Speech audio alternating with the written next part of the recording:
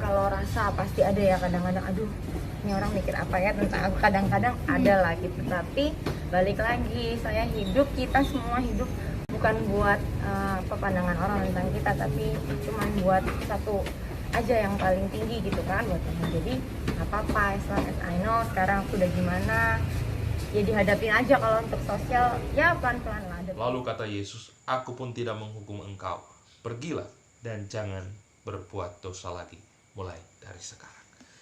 Dari peristiwa ini kita tahu bahwa Tuhan mau menunjukkan kepada kita semua, saya dan saudara, termasuk Gisel, kita adalah manusia berdosa yang tidak lepas dari yang namanya hilaf, dari yang namanya perbuatan-perbuatan yang melanggar daripada perintah Tuhan.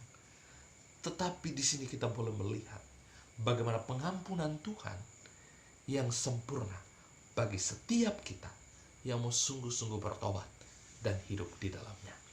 Oleh karena itu, dua peristiwa ini saya mau pesankan buat saudara saya Gisel, tetap semangat, bangkit dari keterpurukan, dan datang kepada Tuhan, bertobat dengan sungguh-sungguh, dan hiduplah di dalam Tuhan. Badai pasti berlalu, dan Tuhan akan mengangkat engkau di dalam keterpurukan, membawa engkau kepada kemenangan. Karena di dalam Dia ada kemenangan. Ingat, percayakan hidupmu kepada Tuhan. Sebagaimana Tuhan katakan, ketika kita ada di dalam Kristus, sesungguhnya yang lama telah berlalu, yang baru sudah datang.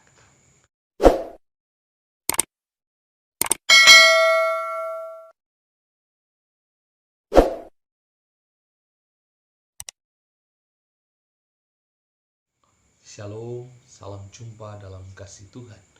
Berjumpa lagi dengan saya, Pastor Demus Tanwek, di dalam channel ini. Saya mengucapkan banyak terima kasih kepada Bapak Ibu Saudara yang telah mendukung channel ini.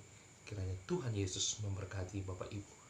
Bapak Ibu Saudaraku yang terkasih dan diberkati oleh Tuhan Yesus Kristus.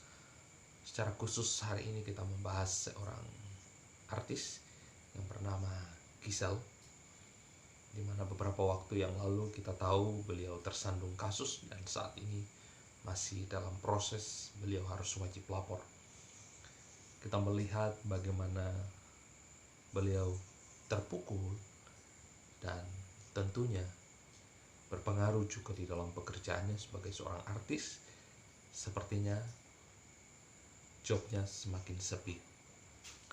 Bapak Ibu Saudaraku yang terkasih dan diberkati oleh Tuhan Yesus Kristus, lewat video yang kita saksikan ini, secara singkat, Gisel di dalam dirinya ada sebuah paranoid di mana ketika dia berjumpa dengan orang lain, pikirannya selalu beranggapan orang ini berpikir tentang dia yang bukan-bukan. Mari kita lihat video. Kalau rasa pasti ada ya kadang-kadang, aduh ini orang mikir apa ya tentang aku, kadang-kadang ada lah gitu. Tapi balik lagi, saya hidup, kita semua hidup bukan buat pandangan orang tentang kita, tapi cuma buat satu aja yang paling tinggi gitu kan, buat Tuhan. Jadi nggak apa-apa, as long as I know sekarang aku udah gimana, ya dihadapin aja. Kalau untuk sosial ya pelan-pelan lah, ada prosesnya. Berarti nggak ada ketakutan untuk bertemu orang lagi gitu? Enggak sih, puji Tuhan ya, sampai sekarang ya kalau ada gini dikit langsung ingat, oh kan udah lalu gitu. Tapi kalau untuk teman-teman, Bapak Ibu Saudaraku, memang memiliki latar belakang seperti yang dialami oleh Gisel tidaklah membuat nyaman, khususnya dalam kita berinteraksi maupun di dalam kita bekerja. Kita merasa malu dan canggung, itulah yang dialami oleh Gisel. Tetapi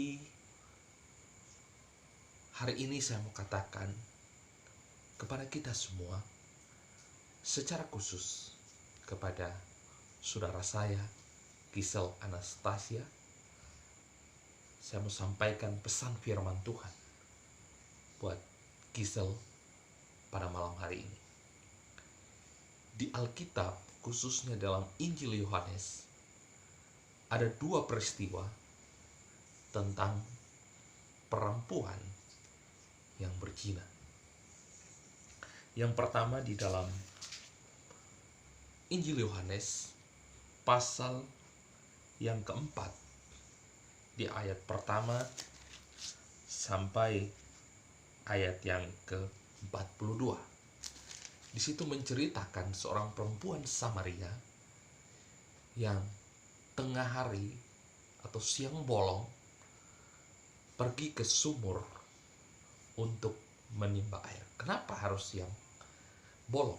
Karena dia itu merupakan seorang wanita yang memiliki atau tinggal dengan laki-laki tanpa ada hubungan yang jelas.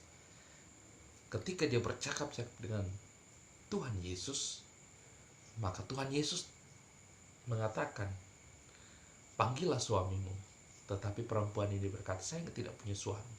Tapi Yesus tahu karena dia adalah Tuhan. Dia berkata, engkau sudah punya suami 5 yang tanpa ada ikatan yang jelas. Tetapi ketika dia bercakap-cakap dengan Tuhan Yesus, Roh Kudus berkuasa dalam dirinya, membuka mata hatinya. Dia melihat bahwa yang ada di hadapannya adalah Mesias, adalah Tuhan, sehingga dia percaya dan dia bertobat. Apa yang terjadi, Bapak Ibu? Ketika dia bertobat, dia percaya kepada Tuhan Yesus Kristus, dia menyampaikan berita sukacita itu kepada orang-orang yang ada di sekitarnya, di tempat dia tinggal. Dia menyampaikan bahwa Yesus adalah Tuhan. Banyak orang percaya kepada Yesus lewat pemberitaannya. Kita perhatikan, masa lalu dari wanita ini luar biasa. Tetapi ketika dia berjumpa dengan Tuhan Yesus, dan dia menerima Yesus sebagai Tuhan dan Juru Selamat, hidupnya diubahkan. Dari tadi yang hina menjadi saluran berkat, dipakai oleh Tuhan untuk menjadi saksi bagi Kristus. Luar biasa. Bapak Ibu Saudaraku yang terkasih dan diberkati oleh Tuhan Yesus Kristus, saya bacakan di dalam ayat yang ke-39. Di situ dikatakan, dan banyak orang Samaria dari kota itu telah menjadi percaya kepadanya karena perkataan perempuan itu yang bersaksi, ia mengatakan kepadaku segala sesuatu yang telah kuperbuat. Bapak Ibu Saudaraku yang terkasih dan diberkati oleh Tuhan Yesus Kristus, itu perempuan pertama. Perempuan yang kedua di dalam pasal 8. Di situ dengan perikop perempuan yang berzina, masih di dalam Injil Yohanes. Ketika perempuan yang berzina ini kedapatan, dan sebagaimana kita tahu bahwa hukum di Israel, setiap orang yang berzina hukumannya harus mati, dirajam dengan batu. Dan mereka membawa perempuan yang berzina ini kepada Tuhan Yesus. Dan mereka berkata pada ahli-ahli Farisi dan ahli-ahli Taurat, berkata kepada Yesus, sesuai dengan hukum yang ada di Israel, setiap orang yang kedapatan berzina, maka ia harus dihukum mati, dirajam dengan batu. Apa yang Yesus katakan? Apa yang Yesus lakukan? Yesus hanya berdiam, tetapi orang-orang itu semakin mendesak. Kemudian Yesus katakan, mari kita lihat di dalam ayat yang ke-7. Dan ketika mereka terus-menerus bertanya kepadanya, ia atau Yesus pun bangkit berdiri lalu berkata kepada mereka, barang siapa di antara kamu tidak berdosa, hendaklah ia yang pertama melemparkan batu kepada perempuan itu. Lalu ia membungkuk pula dan menulis di tanah. Tetapi setelah mereka mendengar perkataan itu, pergilah mereka seorang demi seorang, mulai dari yang tertua. Akhirnya tinggallah Yesus seorang diri dengan perempuan itu yang tetap di tempatnya. Lalu Yesus bangkit berdiri dan berkata kepadanya, hai perempuan, di manakah mereka? Tidak adakah seorang yang menghukum engkau? Jawabnya, tidak ada, Tuhan. Lalu kata Yesus, aku pun tidak menghukum engkau. Pergilah dan jangan berbuat dosa lagi mulai dari sekarang. Dari peristiwa ini kita tahu bahwa Tuhan mau menunjukkan kepada kita semua, saya dan saudara, termasuk Gisel, kita adalah manusia berdosa yang tidak lepas dari yang namanya hilaf, dari yang namanya perbuatan-perbuatan yang melanggar daripada perintah Tuhan. Tetapi di sini kita boleh melihat bagaimana pengampunan Tuhan yang sempurna bagi setiap kita yang mau sungguh-sungguh bertobat dan hidup di dalamnya. Oleh karena itu, dua peristiwa ini saya mau pesankan buat saudara saya Gisel.